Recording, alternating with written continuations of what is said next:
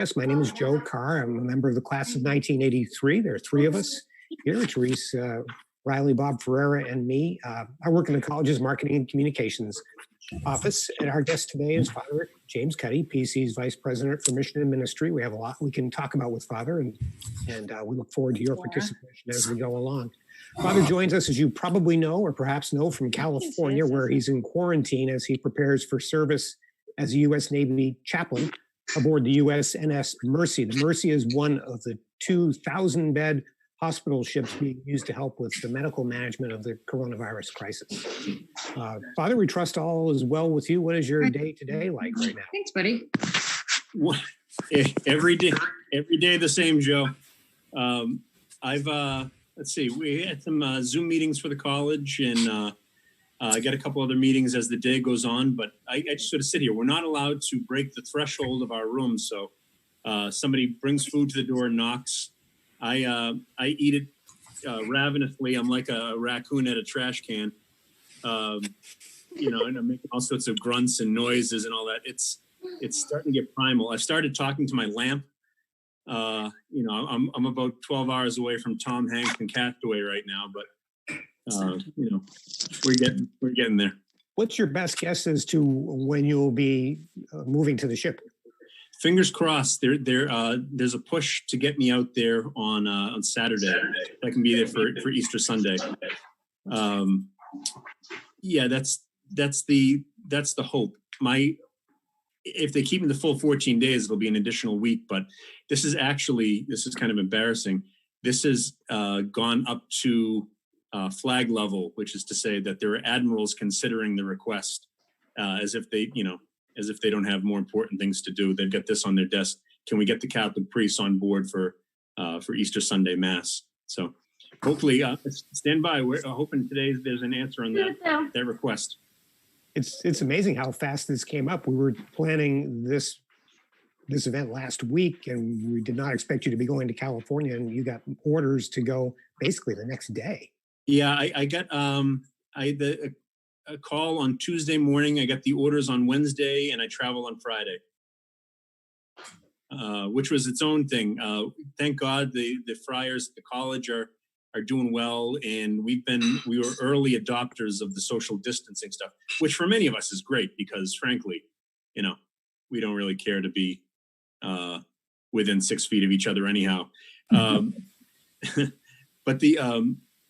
we've been really, really serious about this, and thanks be to God, everyone's happy, healthy, and continuing to be vigilant. But my whole life was lived at the Priory and up in the office where there was no one there either, and you can walk on campus. It wasn't until I got to the airport. Your noodles are on the counter.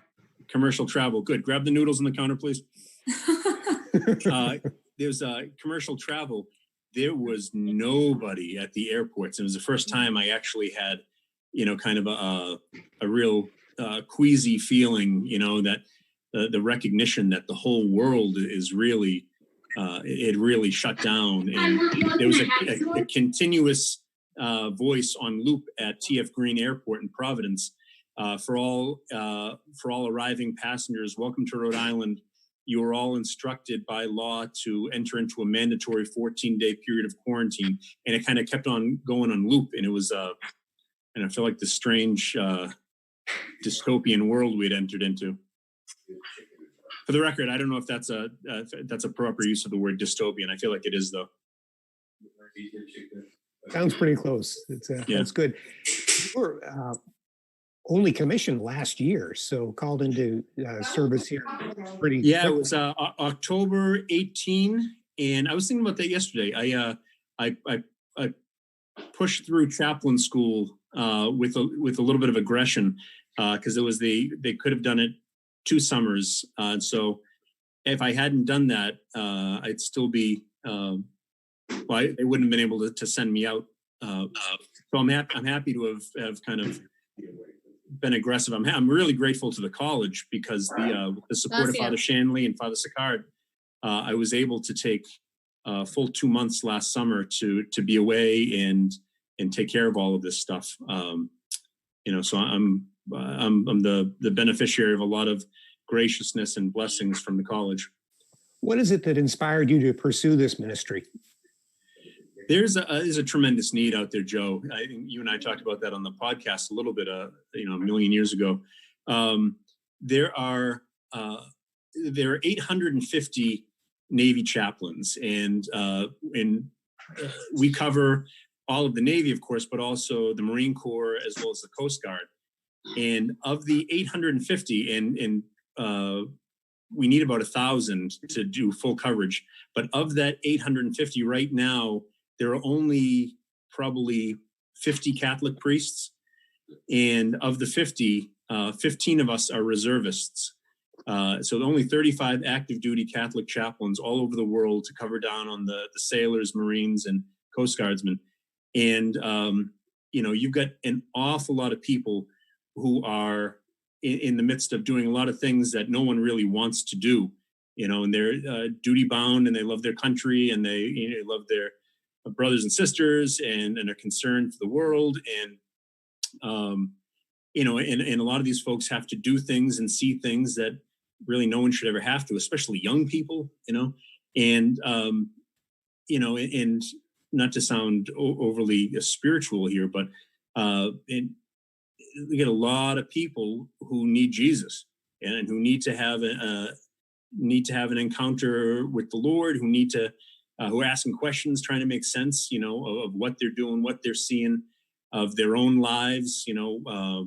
Where am I going? What should I do? How should I do it? And in a particular way, and that's something that all of the chaplains try to provide. You care for everyone on the ship or in your battalion or wherever. You care for everyone, but in a particular way for the Catholics.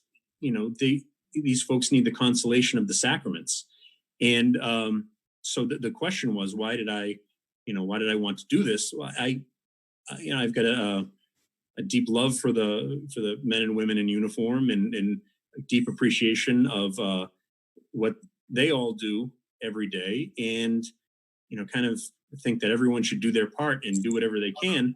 And for me, that was I can probably do this stuff, okay. I can bring the sacraments. I've got a great love for especially young people, having worked in campus ministry for so long a time in my blessed years as a Dominican. And so I thought, this might be something I'm not terrible at. And so, I made myself available. I asked our prior provincial, is this something that we might be able to pursue? And he was great, and Navy was great, and here we are. It's also worth noting that in your family, there is a history of service to the country, and specifically naval service. Yeah, that's right. Yep, my dad was served as he was a gunner's mate he was Vietnam era, but never went to Vietnam. My uncle, my grandfather actually ended World War II. He was on his way to the Pacific Theater on a ship steaming over, and the war ended because the Japanese saw that he was on his way and decided enough's enough. Bob Murphy from South Boston's coming. Let's cut our losses. So I think he was directly responsible for the end of World War II. My paternal grandfather was in the United States Army, and so we've got a lot of folks who have served, and I'm happy to be able to serve in my own capacity here. And who was the person who was at your commissioning who had served in World War II? Was that a relative, or? That was my grandfather. Yeah, that was Grandfather Murphy, the one who ended the war.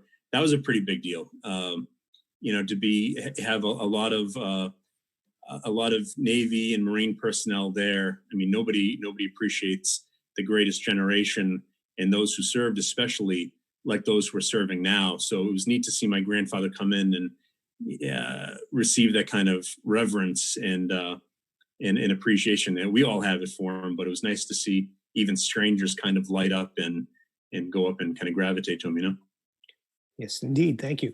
We invite your participation. Either post a question in the chat or let us know in the chat window if you'd like to speak, and we can bring you into the conversation with Father James, who is preparing for his service in the U.S. Navy Reserve here to begin.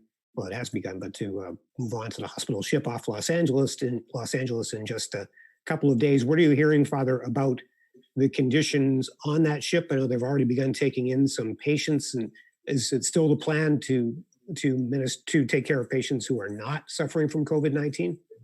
That's a plan for now, but it is, we all saw from the hospital ship Comfort in New York Harbor.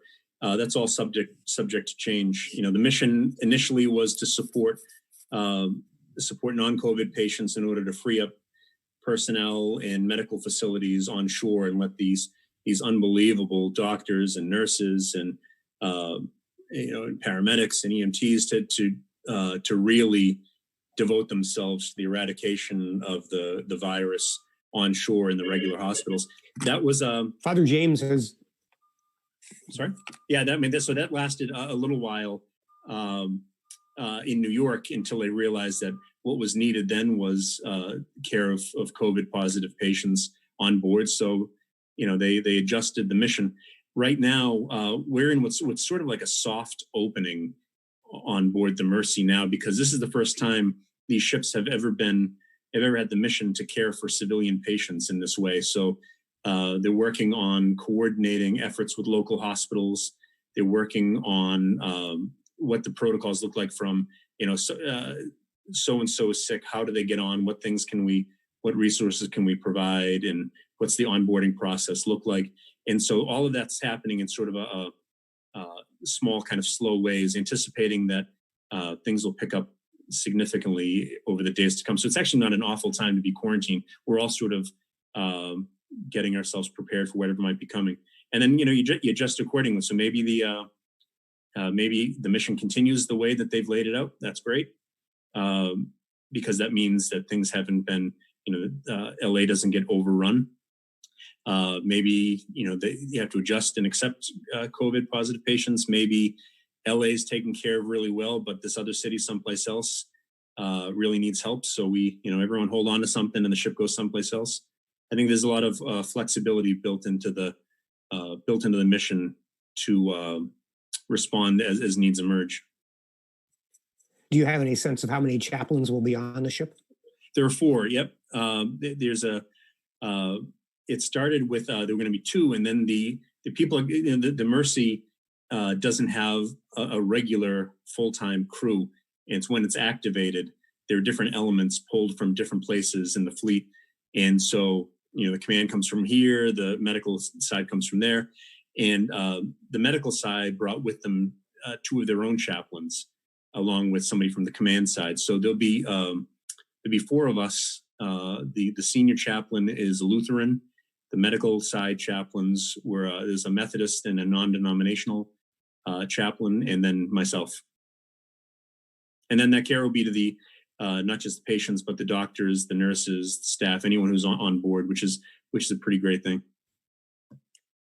Question, Father, from Heidi, our friend joining us today from Texas. What do you expect the days to be like when you're serving on the ship?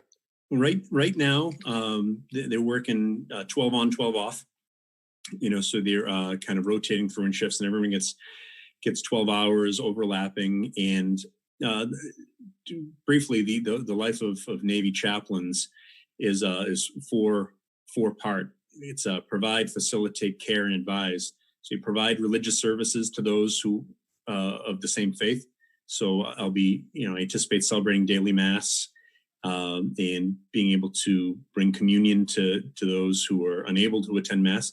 But then that's the provide. The facilitate is you find people of different faiths who wish to practice their faith in whatever way they can with whatever resources are there. It's the chaplain's job to try to arrange for that, to make sure, that there's what do you need, whether you're a soldier, a Marine, or a civilian, what do you need to celebrate the Passover as a Jewish person, and try to make that as doable as possible. I know the chaplain Oris, who's on board now, just received a shipment of goods from a local rabbi in LA for that purpose. The third thing the chaplains do is care, where you you make visits to all the patients, and you keep open office hours and find time for conversation and counseling with whoever might be interested in having that. And it could be religious, it could be non-religious. I just need somebody to talk to, someone to process whatever's going on with, whether it's on board or I've got, I'm really missing my family. I'm trying to deal with things from home without actually being at home.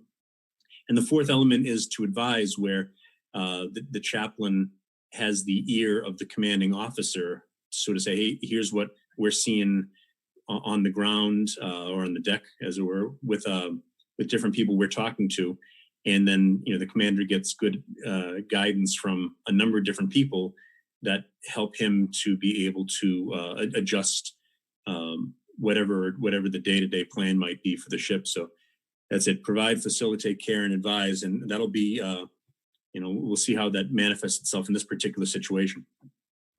These could be incredibly busy days when we think of the size and scope of these ships. They're converted oil tankers that can accommodate up to 1,000 patients and 1,200 personnel. So an awful lot of people with just 4 chaplains.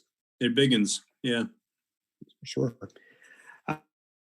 Quick story, Father. Just a couple of weeks ago, time gets compressed here a little bit. You performed a wedding ceremony at St. Dominic Chapel, perhaps the last wedding there for quite some time, and there's a military connection to that story. Can you walk us through that and tell us about it?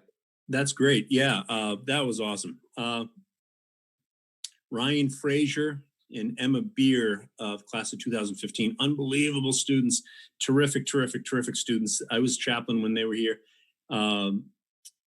They're just a joy, smart, faithful, service-oriented, big hearts, generous, wonderful. And, we all, the Dominicans, but not just the Dominicans, we love it when good people find each other, and Ryan is an unbelievable guy, and Emma is completely his equal.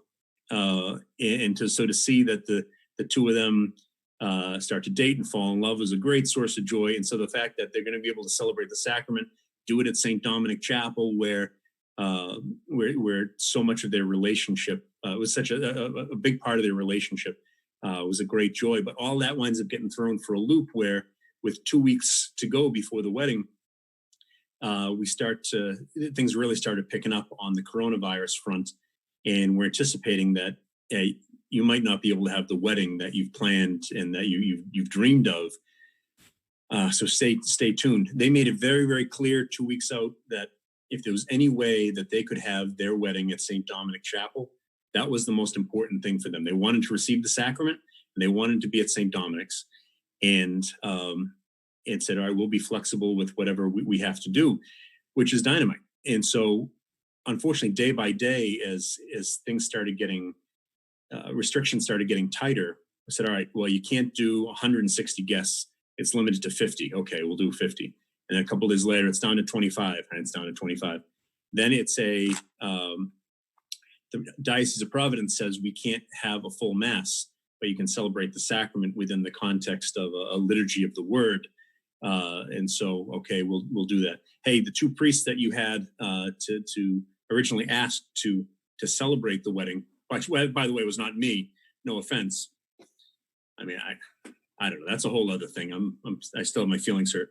Father Nicanor Austriaco is in Manila. He got stuck out in Manila, and Father Justin Brophy's out in Notre Dame. He's just frankly lazy. He was looking for any excuse not to have to do any additional work. So they're not going to be able to make it out. Okay. And then, so they're both in the military as well. They're going through med school, and they're down in the mid-Atlantic region. So now they're worried about travel, and they're worried that things are getting tighter and tighter and tighter. They say, can we move it up? And it's supposed to be in 2 weeks. Can we do it this weekend? And so we keep pushing forward.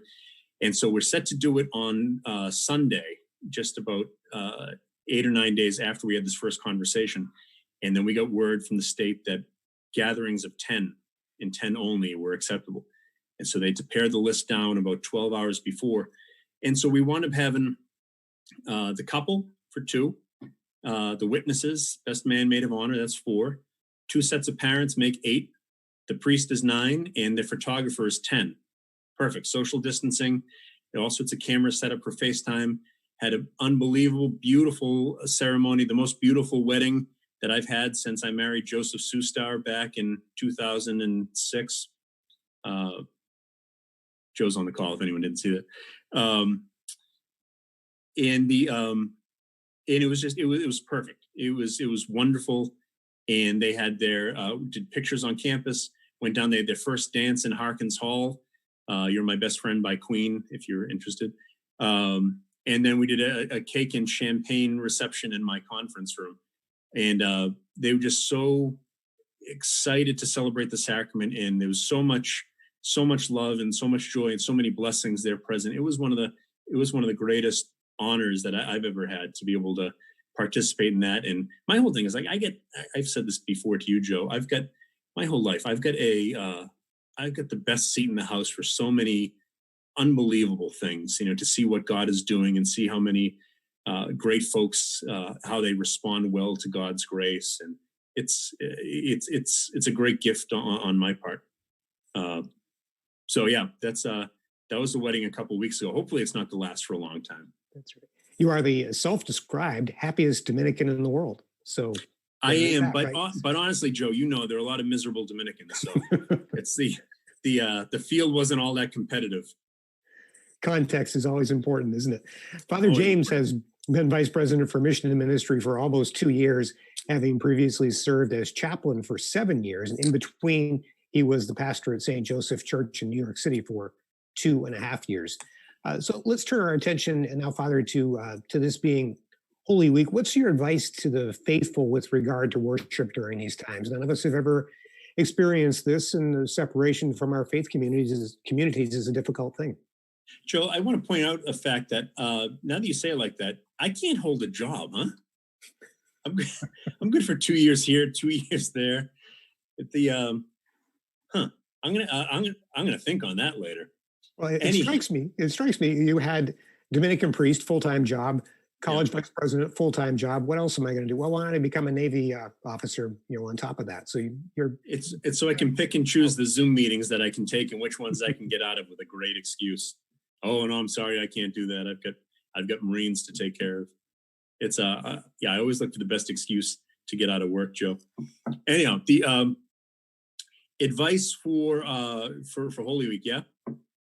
I jotted down a few things that I wanted to make sure I hit, and then it'd be great to be able to have questions and comments or whatever. The first is a recognition that we've got. This is nobody wants this, right? Nobody wants to be in this kind of Holy Week. Nobody wants to be at home isolating. I promise you, I don't want to be in a hotel in San Pedro, California. There's nothing that's ideal about this, which is to say nothing of the people who are really, really struggling and suffering, those who are sick, those who are caring for them, family members who are worried, people who are at higher risk. This is pretty rotten.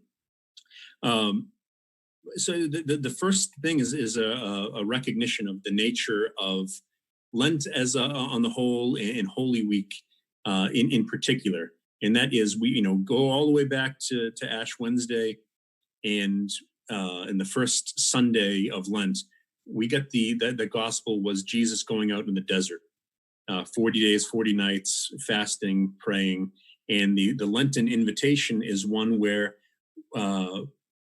we say, we're asked to go out into the desert with him. And so we give things up, or we take on additional penances, and we try to be more deliberate about how we pray, how we fast, how we give alms. This is the whole idea of our 40 days is to go out with Jesus for his 40 days. And, as bad as all of this is, the unprecedented historic period in which we find ourselves is just another expression of that Lenten journey to the desert, where in this case we don't go to the desert comes to us.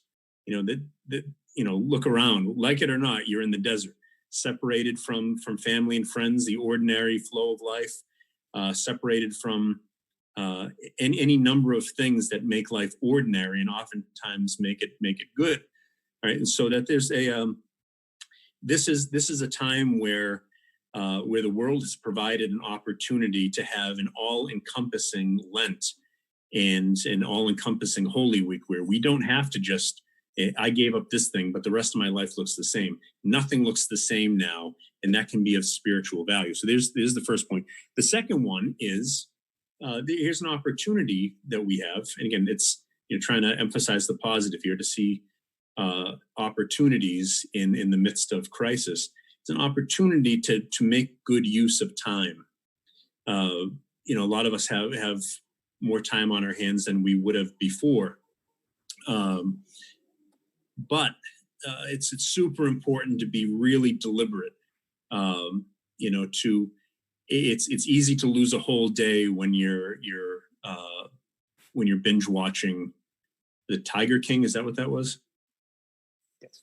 Yeah, I have no idea what that is, but I saw that people are watching that. Or you decide to rewatch The Office or something like that. It's easy to lose time. So the time is given, but it's important to make deliberate use of that time in order to have good spiritual fruit. So that might mean actually making a schedule where, say, all right, I'm going to take these 10 minutes right here for just silence. I'm going to try to encounter God in the silence. I'm going to try to take a little bit of time before each meal, or time before I go to bed, or whatever it might be, because even in the midst of the desert come to us, it doesn't happen automatically. It doesn't happen on its own. So I think it's an important thing for Holy Week now. And it could be, doing things like this, making time, saying, hey, let's get together with some of the Friar family here to talk about what a good Holy Week might look like. And the third thing, here's a little bit of hope, I think, that this is the perfect time for Holy Week, right? We're seeing now, hundreds of thousands of people sick. You're seeing I just saw on the news this morning, the death toll in New York has now passed the number of lives lost on 9/11. We're looking at, the Surgeon General says this week will be the worst week in the lives of most Americans. Looking at, no relief in sight for a lot of places, though they're encouraging trends that provide a little bit of hope or light at the end of the tunnel. This is actually the perfect time for us to enter into the Sacred Triduum, Holy Week more broadly,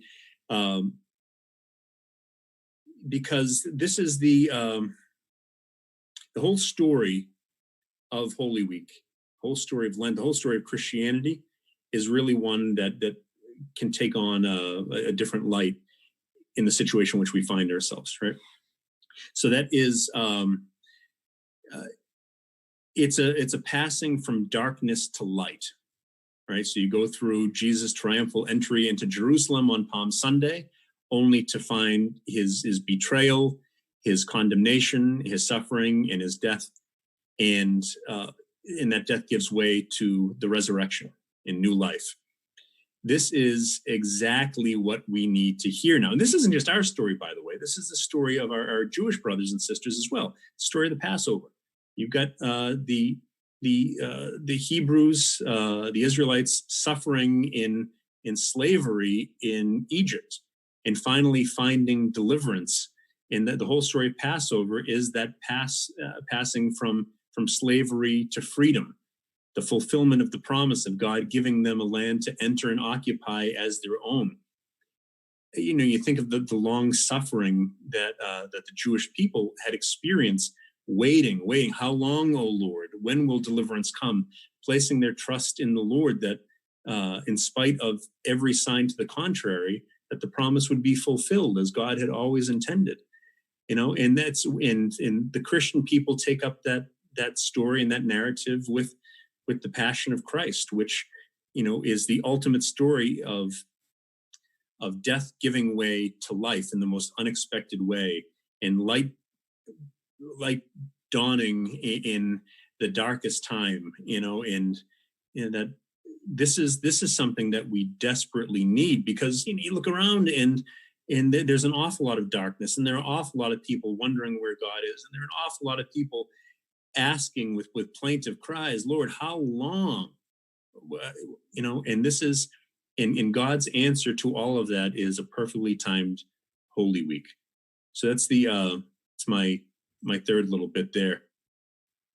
An excellent question from Sarah will provide an opportunity for you to amplify those points. She asks if you can share tips about how we can feel joyful on Easter when so many of us will be separated from our families, Easter being our most joyful celebration.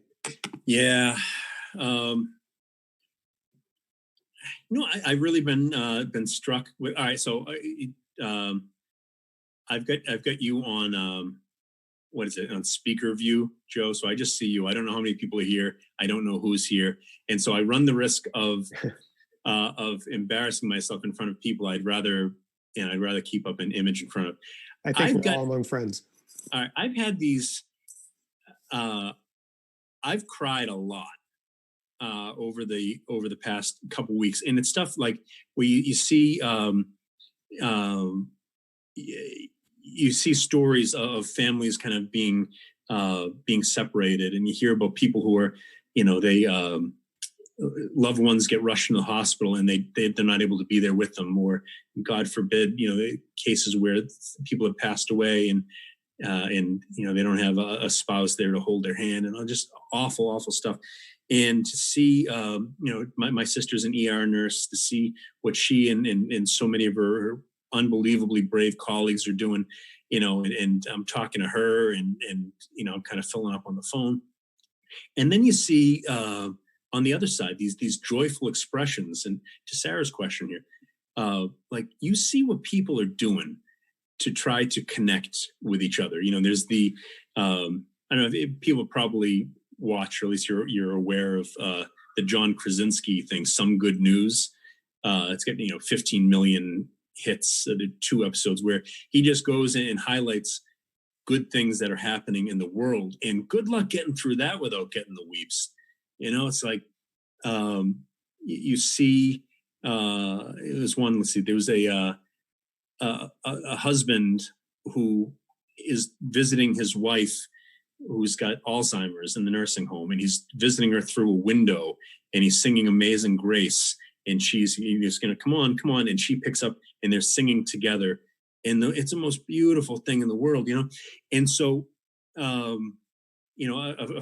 friend of mine posted a picture yesterday. It was his daughter's 6th birthday out in Seattle, and he said, we didn't know what to do, so we tried to make this special. He's on his riding lawnmower with his daughter sitting kind of like up on the front of it, almost like it's some sort of strange parade, a 1-tractor parade, holding up a sign that says, my daughter turned 6 today. And all the cars go by and they're beeping, and she's waving and stuff like the creativity. Or this one, this is on the John Krasinski thing yesterday. The guy who's trying to, Disney World was closed. Do you see this? Disney World was closed, and so he's got his little child, I don't know, a couple of years old, in a laundry basket in front of a giant television. That's kind of like, it's almost like it's a do-it-yourself virtual reality thing where it's the flume ride, the log flume ride. And so he's got the laundry basket with one hand, he's lifting it up in the back and kind of turning like this. In the other hand, he's got a spray bottle spritzing her as the water that will be coming. Like, how do you find joy? You find ways to do what you can with what you have and connect with people whom you love. Like this is one of the great penances, that we're people who we want to be together. We embrace each other. It's the why are what's the non-religious joy that comes from the holidays, being together with people and having. That's why we cook special things and we get dressed up, and we do. This is in the absence of that, you got to find ways to connect with everyone, and and be mindful of the ways that others are connecting, and happily in this age when we're able to do this, people are sharing that, and there's an awful lot of good out there. So John Krasinski did not peak with the Hyundai commercial after all, huh? It was Well, that was pretty great too. Boston native, and you must have enjoyed that one, I'm sure. Indeed. What's this like for the clergy, Father? You've accepted a call to a vocation that is fundamentally about an in-person ministry, and much of that is cut off, not just for you, but for you and your fellow friars and other religious. Yeah, again, opportunity. This is an opportunity for us to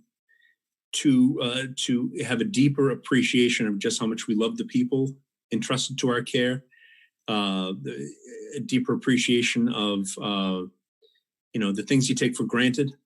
We don't get a chance to be together. I have a deeper appreciation now of, and I'm very moved by this, how many people have a great love for Jesus in the Eucharist. People expressing how, hey, I'm watching Mass on TV, I'm doing this, I'm praying the rosary on Zoom, all this sort of stuff. But I miss going to Mass. I miss receiving communion. That in turn gives rise to a deeper sense of appreciation of the gifts that we have as priests to be able to celebrate the sacraments. So it's after we get off of this meeting here, we move the things off the desk, and I'll celebrate Mass, and I'll remember all of you here on the altar. But this is an opportunity for us to remember the tremendous privilege that we have, and like anything else, I want to say familiarity breeds contempt, but at least it can breed a certain, there's, how about this? There's increase, there's a renewed awe in the celebration of the Eucharist, I think. One of the things that's been particularly difficult, I think, for priests is, like, this is what we were born to do, to be able to, I forget who said it, but I like it, to bring God to people and bring people to God. And without actually being able to be with people, it's a tremendous loss, a tremendous challenge. But the two things that I think that I've seen a lot of great priests doing, and I love it. One is doubling down on prayer. Without, I'll spare the prop, but it's over there. I've got a book that's filling up very quickly of everyone that I pray for by name, and I'll go through them at night and go through boom, boom, boom, boom, boom, boom, boom, feeling now more than ever that this is a non-physical way of trying to bring people to God, is holding them up before the Lord in prayer. And so priests are, in my experience here, are really, really doubling down on lives of deep prayer, which is pretty cool. And one of the blessings of quarantine here actually is the ability to do that. The other thing is, like some of those videos online, guys are finding really creative ways to minister to the flock. So you've seen drive-through confessionals, people lined up in their cars in parking lots, the priest keeping 6 feet away, and car will come up, roll down the window, order number 2. Actually, that wouldn't be a terrible way, Joe, if people just went to confession like it was the menu at McDonald's. I committed 3 number 4s, 2 number 6s, and there was and 1 number 1. All right, for your penance, say 5 Hail Marys. No, but that's going on. I was talking to good friend Father Joseph Barringer, who was a longtime chaplain at PC, was my chaplain, was chaplain to some here on this meeting. He had everyone out in their cars in the parking lot. He's pastor of St. Thomas Aquinas Church in Charlottesville, the University of Virginia community. And he comes out, he's got the monstrance from Eucharistic Adoration. He comes out and gives benediction to everyone who's sitting. They get, cars spread out like it's the tailgate in a Foxborough, and so he's giving benediction to the whole parking lot, everyone kind of participating in adoration from afar as they're able.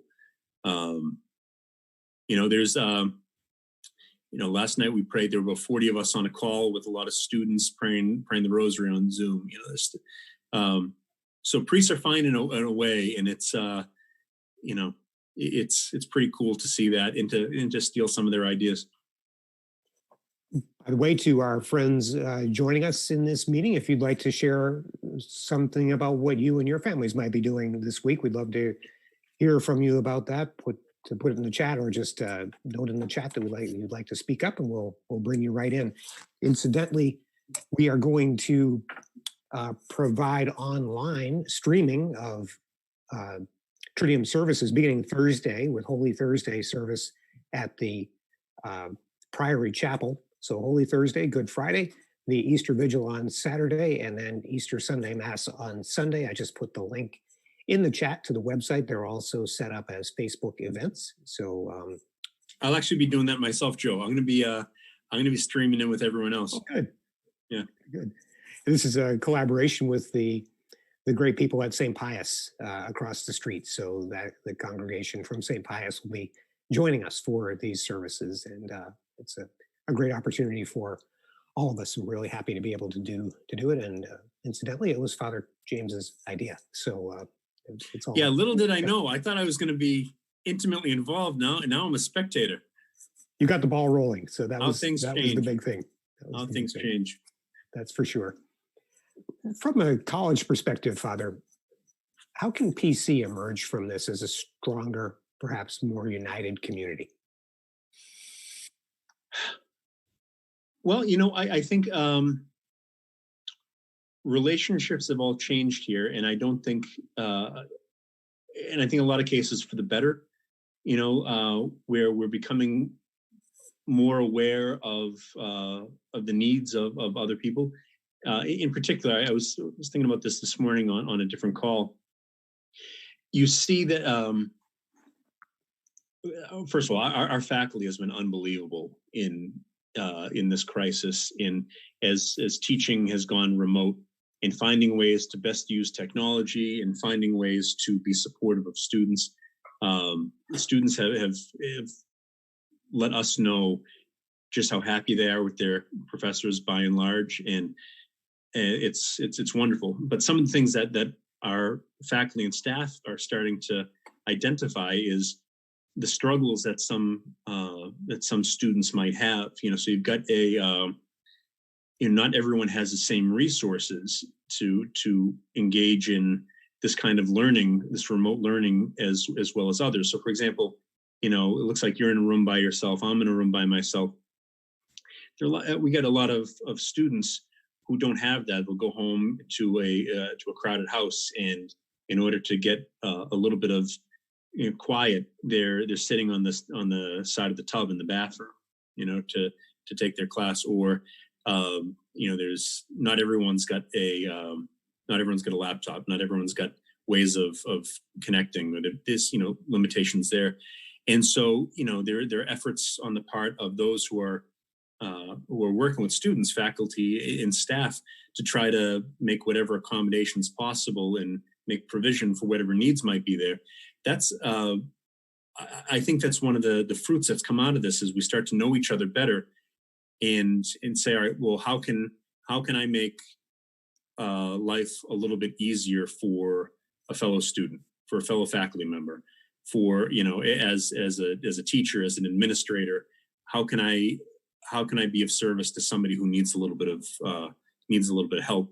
It would be a shame if that fruit wound up being lost once we get back to ordinary life. If that